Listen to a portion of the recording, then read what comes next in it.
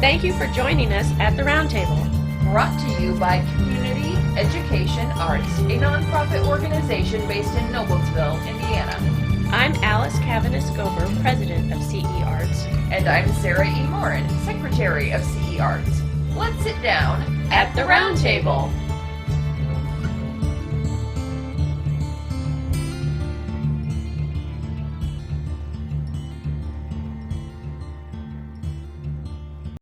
I'd like to remind you a little bit about our NICE project. Our NICE project is always based upon classic literature. There's always going to be unavoidable issues that come with the study of literature, with intolerance, prejudice, discrimination, racism, gender bias, domestic abuse, as well as problematic social inequalities due to the class systems and patriarchal dominance. Our project's goals are to breathe new life into the classics by encouraging critical thinking, in-depth discussions of themes and issues in the works selected, and to invite you to experiment with your creativity. With these goals in mind, we'll do our best to discuss any unpleasant and discomforting aspects of our book choices, with understanding the cultural context of the times in which they were written and the periods in which the stories are set, and a consciousness of how these books relate to today. The books we're studying this year are Gone with the Wind by Margaret Mitchell, Dracula by Bram Stoker, Little Women by Louisa May Alcott, and Jane Eyre by Charlotte Bronte. To further our little recap a little bit, we've already discussed racism, prejudice, intolerance, and discrimination in all four of our selected books, and we've looked at structure and its impact in each book. I have to say, I didn't mention Dracula in my religion spirituality because, again, Dracula is so crazy because we're dealing with this supernatural entity who I think we could safely say represents evil, if you look at it in terms of Christian thought, British Bram Stoker Christian colonial era thought. Dracula definitely represents evil. And, it is no accident that is things like crosses that Dracula cannot bear, crosses. Well, okay. So, I think that the whole religion thing in Dracula is almost so campy and fun that you almost forget to take it seriously and really discuss how it plays a part in the storytelling. But I do encourage everybody to go back to the book and read Dracula and kind of, extrapolate some of that as you're analyzing the rest of the book. Analyze the religious, qualities in it too, because they are there, right? Right, that it is a little campy, but at the same time, if you look at it symbolically, yes, you just embrace the camp. Embrace exactly. I think the analogy is really interesting about what is the role of temptation in our lives. How can we slowly be seduced by something that we know we shouldn't do, whether that be an addiction? Let's take it out of this, vampire realm and put it into something that's a little bit more real life. How are you kind of slowly seduced into that? And I think it does take it, several steps further than what real life is. I think the idea that you can't say no, because there are points at which Mina wants to say no and her consent is absolutely taken away. Right. And whereas I believe in my own spiritual life that you can say no. Well, you do have some will in your own spiritual decisions. And here it's just the devil made me do it. Exactly. And that seductive journey, if you will, the journey of seduction, and not being able to say no, when you're drawn and attracted to something, or someone. We did talk a little bit about that when we talked about domestic abuse, because that's oftentimes exactly what happens when people kind of get sucked into a abusive relationship. At the beginning, they have no idea that's where it's going. And it is just, it's a gradual kind of seduction. And so I feel like whether we're talking about religion and spirituality or human relationships. There's so much in Dracula that we did talk about and we didn't get to talk about, but all of our books are good for that kind of stuff. I feel like, yeah. Mm-hmm. And I think your points about Beth are really interesting about is that a fair reward for her faithfulness? And as you pointed out before, she does wrestle with the fact that she knows she's going to die young. Mm-hmm. She knows she has this disease.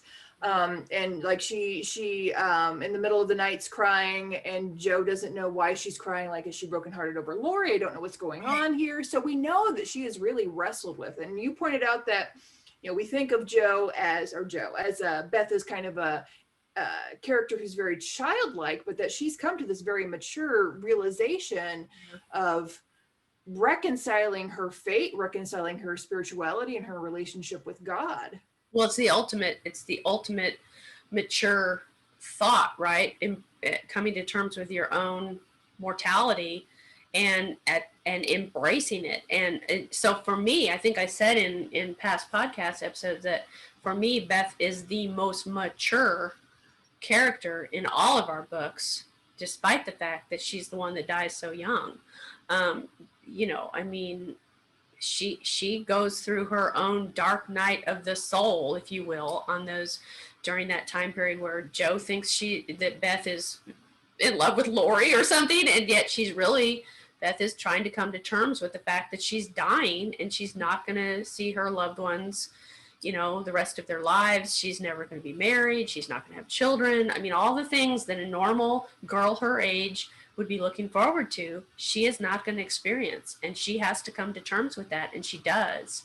And for me, a lot of that, I think, is her faith in God, and her religion sustains her, that she believes she's going to heaven and she's going to be with God. I think that does sustain her in those dark nights when she has to, you know, come to terms with her own mortality.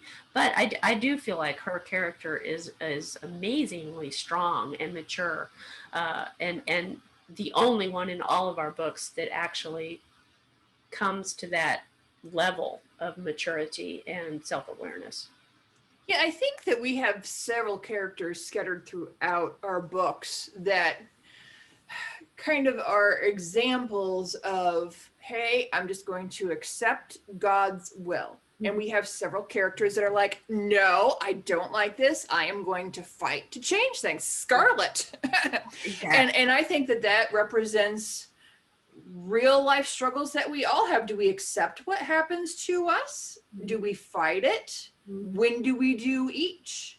Yeah. And does that make us accepting of God's plan, if we happen to believe in a God, of course?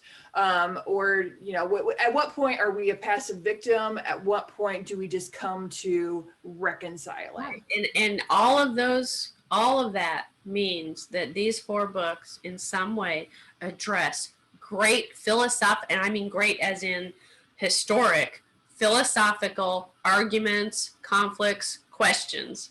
And I love that. You know, we didn't even get to talk about philosophy in terms of these books, but they all got it, man. These are good books. Yeah. Mm-hmm. Mm-hmm. One last thing that I just want to add, because you know I love Jane Eyre and have for a long time, is that idea of Jane knows herself morally in the middle of the book, when, okay, I have the love of my life, but I feel for my own good, I know who I am. And if I were to stay with Rochester in this adulterous relationship, I feel like I would be violating morally who I am. Yeah. That I feel there's a spiritual element, there's just a personal strength coming from that. Mm-hmm. And so that's always been something that I appreciated about her, and that I see as extremely relevant in a modern relationship. Oh, totally. To know who you are, where you stand, what are you morally willing to do, morally not willing to do, and part of that's philosophical, part of that could be spiritual for you, again, depending on your beliefs. And I just always thought that's great.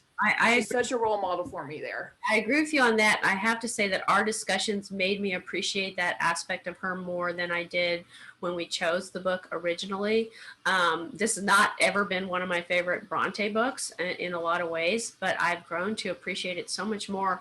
And that particular reason is probably one of the most important reasons that I see it differently now, the book, because I feel like you're absolutely right. I feel like Jane, of a lot of our characters, she knows her moral boundaries, and she will not violate those, no, for God nor man, right?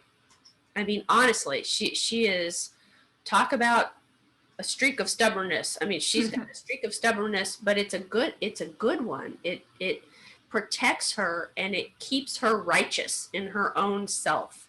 And I do agree with you that I can look at my own life, but, in the modern world, relate, and, the times that I have not stuck to my personal boundaries, whether they be based on spirituality or something else, those moments have not served me well. Bad things happened, right? So, I admire that this is a character written this way, that she has that moral strength, if you want to call it moral strength. I don't know, internal strength, self-awareness strength, whatever you want to call it, because everybody's going to see different things in the books. But whatever that is, that streak of iron strength in her is really commendable, and I like the way it plays out in the story with her romance with Rochester, and with all that stuff that, what I call the crapola that St. John throws at her. I think that Jane stands strong,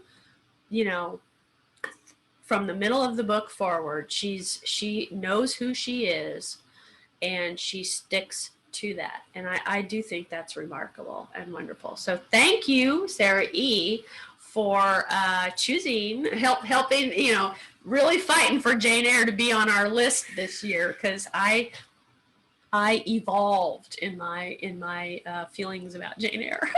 Yeah, I think we both evolved in our appreciation of, me for Scarlet, me for Jane. I think we were both pretty happy with Dracula and Little Women. We both, thought, oh yeah, those will be good. But I think the Gone with the Wind and the Jane Eyre, we really, I think a lot of our focus in our previous recordings came down to those two books, because we both felt so strongly about them, positively and negatively, and getting to that shared space with those two books was certainly a pleasure and a joy for me. So thank you. Oh, thank you, absolutely. Join us next time as we continue our recap discussion for the 6th annual NICE project.